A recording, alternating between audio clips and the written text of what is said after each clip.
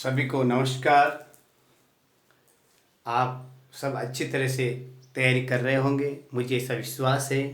और इस unlock part 2 के अंदर आप सब घर में सुरक्षित रहें, स्वस्थ रहें और आप अपने समय का सदुपयोग करने के लिए हमारे यूट्यूब चैनल शहर हैप्पीनेस संस्कृत एजुकेशन पर आइए और आपकी जो भी क्वेरी है, जिस सब्जेक्ट से संबंधित है, आप यहाँ करके अपनी कोई भी समस्या का समाधान कर सकते हैं। सभी विषयों के लिए एक ही प्लेटफॉर्म आप सबके लिए, वो है शहर हैप्पीनेस संस्कृत एजुकेशन। तो आज हमारा बहुत ही महत्वपूर्ण टॉपिक है direct and indirect speech in English grammar. English grammar में बताना चाहता हूँ कि ग्रामर सीखना सबसे ज़रूरी होता है। यदि आप ग्रामर सीख जाएंगे तो इंग्लिश लिटरेचर भी आप आराम से पढ़ सकेंगे और जो गद्य पद्य होते हैं, प्रोज एंड फिक्शंस होते हैं, पोइट्रीज होते हैं, उनके भावार्थ को भी आप समझ पाएंगे। तो मैं आज आपके लिए महत्वपूर्ण टॉपिक ला रहा हूँ, डायरेक्ट एंड इनडायरेक्ट स्पीच। ये क्या होता है? जब कोई आदमी, हिंदी में बताना चाहता हूँ, अपनी बात बताता है तो उसको दो रूप में कह सकता है। एक तो हुबहू रूप, यानी जैसा कोई बोलता है उसको उसी रूप में कह देना, और एक उसको वापस अपनी भाषा में कहना। तो एक तो होता है इसमें इंग्लिश के अंदर, मैं आपको बताना चाहता हूँ महत्वपूर्ण बात यही है कि जो बात कहने वाला होता है वो दो तरीके से कहता है, डायरेक्ट और इनडायरेक्ट। अब डायरेक्ट और इनडायरेक्ट में क्या होता है, सबसे पहले मैं आपको बताना चाहता हूँ डायरेक्ट और इनडायरेक्ट। डायरेक्ट में आप पहचान कैसे करेंगे कि ये सेंटेंस डायरेक्ट है या इनडायरेक्ट है? डायरेक्ट के लिए आपको बताना, यहाँ जो कहने वाला होता है उसका नाम पता होता है, फिर इन्वर्टेड कोमा, 66 99 ऐसे इन्वर्टेड कोमा होते हैं, ऐसा और ऐसा। इधर इसके अंदर जो बात कही जाती है वो क्या कहलाती है? डायरेक्ट कही जाती है। उसको हम क्या कहते हैं? डायरेक्ट स्पीच कहते हैं। अब जब इसको हटाया जाता है और एक पूरा एक सेंटेंस बनाया जाता है इन दोनों को जोड़ करके, तो वो क्या कहलाएगा?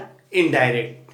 ये मैं आपको महत्वपूर्ण जानकारी बता रहा हूँ कि डायरेक्ट और इनडायरेक्ट क्या होता है। डायरेक्ट यानी जो कोई कथन होता है उसको उसी रूप में कह देना और इन्वर्टेड कोमा के अंदर उसको बंद कर देना। इनडायरेक्ट यानी उसको वापस थोड़ा सा बदल करके और दोनों वाक्य को जोड़ करके एक सेंटेंस में कहना ही इनडायरेक्ट स्पीच होता है। ओके साथियों, तो आपके समझ में आ गया होगा कि वे वाक्य जो ज्यों के त्यों, जो कोई बोलता है वक्ता के कहने के अनुसार, उसको हूबहू उसी तरह से ज्यों का त्यों लिख देना और इन्वर्टेड कोमा के अंदर बंद कर देना ही डायरेक्ट कहलाता है। और इनडायरेक्ट क्या होता है? इसके अंदर क्या होता है? वक्ता क्या होता है? कुछ शब्द को इस ढंग से प्रस्तुत करें कि दोनों को जोड़ दिया जाए और एक सेंटेंस बना के वापस प्रस्तुत किया जाता है, तो वो क्या कहलाता है? इनडायरेक्ट स्पीच कहलाता है। समझ में आया आपको? क्या नहीं आया अभी तक? बिल्कुल ईजी है कि जो डायरेक्ट होता है उसके अंदर उसी शब्दों को हुबहू कह दिया जाता है और इनडायरेक्ट के अंदर अपने शब्दों को व्यक्त करने के लिए दोनों को जोड़ के एक सामान्य सेंटेंस बनाता है। अब जैसे मैं बताता हूं आपको, जैसे देखो एक सेंटेंस लेते हैं, राधा सेड टू मीरा। क्या लिखा भाई मैंने? राधा सेड टू मीरा और कोमा लगाया। क्या लगाया मैंने? कोमा। देखो आगे ऐसे मान लगा, ऐसे टाइम, ऊपर इन्वर्टेड कोमा लगाया, देखा आपने? Time waits for none. देखो वापस इन्वर्टेड कोमा को बंद कर दिया मैंने। क्या कर दिया? Time waits for none. अब देखो इसके भी दो पार्ट है। क्या है ये? दो पार्ट। अब इसको तो बोलते हैं, सुनना, रिपोर्टिंग। क्या बोला मैंने? ये रिपोर्टिंग क्लाउज। क्या लिखा मैंने इसको? Reporting clause. ये जो वाक्य है पहले वाला, इसको हम रिपोर्टिंग क्लाउज कहते हैं, और जो अंदर वाला जो इन्वर्टेड कोमा के अंदर है इसको भी क्या कहेंगे? Reporting clause. लेकिन दोनों ही अलग अलग है। क्या है? दोनों अलग अलग है। क्यों अलग है भाई? दोनों के लिए क्या करेंगे? देखो, ये भी रिपोर्टिंग क्लाउज और ये भी रिपोर्टिंग क्लाउड्स, लेकिन दोनों में थोड़ा फर्क है। क्या फर्क है? देखो, एक के अंदर कहने वाला और सुनने वाला है, लेकिन दूसरे में क्या है, जो बात बताई जाती है। क्या बताई जाती है? बात बताई जाती है, तो उसको क्या कहेंगे अपन? बाहर वाले को तो रिपोर्टिंग क्लाउज होता है, अंदर वाला भी रिपोर्टिंग क्लाउज होता है, लेकिन बाहर वाले को रिपोर्टिंग वर्ब कहेंगे। क्या कहेंगे? Reporting verb. ध्यान रखना, ये कहलाएगा रिपोर्टिंग वर्ब और ये कहलाएंगे रिपोर्टिंग स्पीच। रिपोर्टिंग स्पीच, ये वर्ब और ये स्पीच। यहां तक आपके समझ में आ गया होगा क्या मैंने क्या बोला? रिपोर्टिंग वर्ब और रिपोर्टिंग स्पीच। ये जो आपको महत्वपूर्ण बनाना, दो कुर्सी है, इसको रिपोर्टिंग वर्ब बोलते हैं और इसको रिपोर्टिंग स्पीच बोलते हैं। यहां तक आपके समझ में अच्छी तरह से आ गया होगा कि किस प्रकार के जो वाक्य होते हैं, क्या डायरेक्ट किसको कहा जाता है और इनडायरेक्ट किसको कहा जाता है।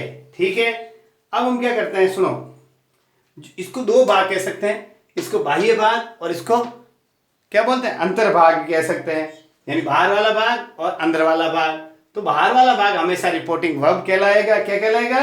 रिपोर्टिंग वर्ब कहते हैं जिसे ग्रामर की भाषा में, और जो अंदर वाला भाग है उसको रिपोर्टिंग स्पीच कहते हैं। आया समझ में? यहां तक आपके अच्छी तरह से समझ में आ गया होगा।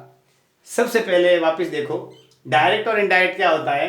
जो इन्वर्टेड कोमा के अंदर बंद होता है हुबहू लिखा जाता है वो डायरेक्ट, जो हुबहू नहीं लिखा जाता वो इनडायरेक्ट। तो Radha said to Meera time waits for none, ये भी रिपोर्टिंग क्लाउज है, ये भी रिपोर्टिंग क्लाउज है, लेकिन इसको हम बाह्य भाग और इसको अंदर का भाग कह सकते हैं, और इसका नाम है रिपोर्टिंग वर्ब और इसको रिपोर्टिंग स्पीच। यहां तक आपके अच्छी तरह समझ आ गएगा।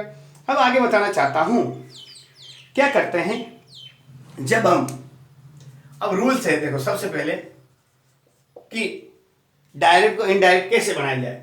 सबसे पहले जो इन्वर्टेड कोमा है, ध्यान रखना एक बात, को इन्वर्टेड कोमा ये जो होते हैं इसे, इनको हटाया जाता है। फिर इन दोनों को, जो रिपोर्टिंग वर्ब और रिपोर्टिंग क्लाउज है, इनको दोनों को क्या कर दिया? कनेक्टिंग। क्या किया जाता है? कनेक्टिंग किया जाता है। फिर इसके बाद में इनके जो दोनों के टेंस है, टेंस के बदले रूप के अंतर्गत टेंस को बदल करके इनके अंदर जो अंदर वाला टेंस है किस प्रकार बदला जाता है, उनको बदला जाता है। आया समझ? इस तरीके से हम मुख्य रूप में आपको बताना चाहता हूं, तीन परिवर्तन होते हैं इनमें। एक तो होता है सबसे पहले प्रोनाउन का।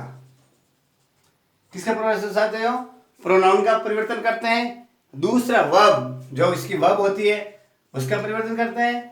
तीसरा महत्वपूर्ण होता है डिस्टेंस, यानी दूरी सूचक जो शब्द होते हैं उनको हम परिवर्तित करते हैं। तो प्रोनाउन, वर्ब और डिस्टेंस, ये तीन महत्वपूर्ण है जो हम रिपोर्टेड स्पीच कहते हैं। इसको अपन क्या कहते हैं? डायरेक्ट इनडायरेक्ट को क्या कहते हैं? Reported speech. ये आप कह सकते हैं REPOR, रिपोर्टेड स्पीच भी बोला जाता है इनको। आया समझ में? तो इनको हम बदलने के लिए, डायरेक्ट और इनडायरेक्ट में बदलने के लिए क्या करेंगे? प्रोनाउन संबंधी, वर्ब संबंधी और डायरेक्शन या दूरी जो होता है, समय और दूरी से संबंधित जो शब्द होते हैं उनको हम बदलते हैं। ठीक है, तो सबसे पहले हम बदलते हैं। आपके लिए क्या बात बताना चाहता हूं मैं कि दोनों वाक्यों को जोड़ने के लिए भी हम किसका प्रयोग करते हैं? कनेक्टिंग का प्रयोग करते हैं, वो भी हम आपको बताएंगे। तो सबसे पहले चलते हैं प्रोनाउन संबंधी। प्रोनाउन संबंधी परिवर्तन कैसे होते हैं ये बात मैं आपको बताना चाहता हूं। इसके लिए क्या करते हैं, अब देखो इसमें तीन तरह के प्रश्न होते हैं, फर्स्ट पर्सन, सेकंड पर्सन और थर्ड पर्सन। फर्स्ट पर्सन में कौन आता है? जो किसी बात को कहता है, कहने वाला वक्ता ही फर्स्ट पर्सन में आता है। तो फर्स्ट पर्सन कौन कौन हो गए? आई और वी, आई और वी। सेकंड पर्सन में कौन होता है? Listener, you. थर्ड पर्सन में ही, सी, इट और एनी, नेम। आया समझे? अब इनको हम कैसे बदलते हैं? आया समझ? इनको हम कैसे बदलते हैं, इनके लिए मैं आपको हमेशा बताना चाहता हूं कि कैसे बदलते हैं इनको। इनके लिए मैंने पहले आपको हमारे पूर्व वीडियोस में बता चुका हूं कि शहर हैप्पीनेस संस्कृत एजुकेशन के वीडियोस आप देखिए, उनके अंतर्गत एक आपको प्रोनाउन की मैंने बताई थी। फॉर्म बताई थी, वापस बता देता हूँ। फर्स्ट, सेकंड और थर्ड, 3 सिचुएशन होती है। 3 सिचुएशन के अंदर जैसे देखो, आई का, आई, माई और मी। आई का क्या हो गया, आई, माई और मी। वी का क्या हो जाएगा, देखो, वी, आवर और अस। यहां तक आपके समझ आ गया होगा अच्छी तरह से। यू का क्या होता है, यू, योर और यू। क्या लिखा मैंने, यू, योर और यू। ही का देखो, ही, हिज और हिम। ही, हिज और हिम। अब देखो सी का क्या होगा, सी, हर, हर। सी, हर, हर। दे का क्या होगा, देखो, दे, देयर और देम। दे, देयर और देम। इस तरीके से जो ये प्रोनाउन की मैंने आपको टेबल बताई है, इसको आपको लर्न करना है और सीखना है कि किस प्रकार हम करते हैं।